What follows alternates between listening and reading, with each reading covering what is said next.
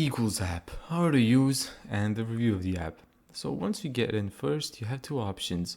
Either log in with your Google account or Apple account if you're using an Apple device. I'm gonna continue with my Apple account.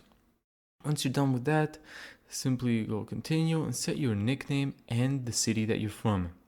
So we're not done yet with giving our personal info away. Now you gotta choose your birth date. I'm gonna choose my real birthday.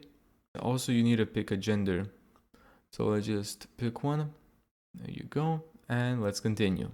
From here, you set your username to whatever you want it to be, because your name and your username differentiated in the app. There's a clear distinction between the two.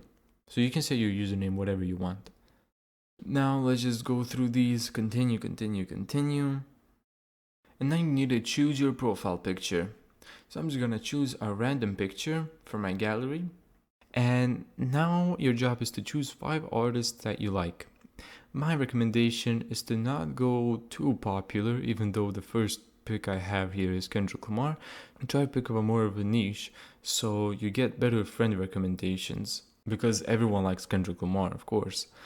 So here simply just press continue, and now the app gives you recommendations.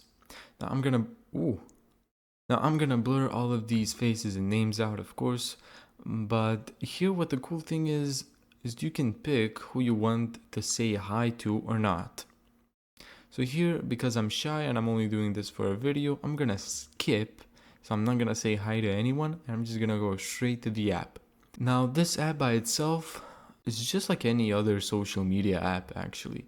You can post stuff, there's like polls you can vote on stuff and interact with people. Thank you so much for watching this video.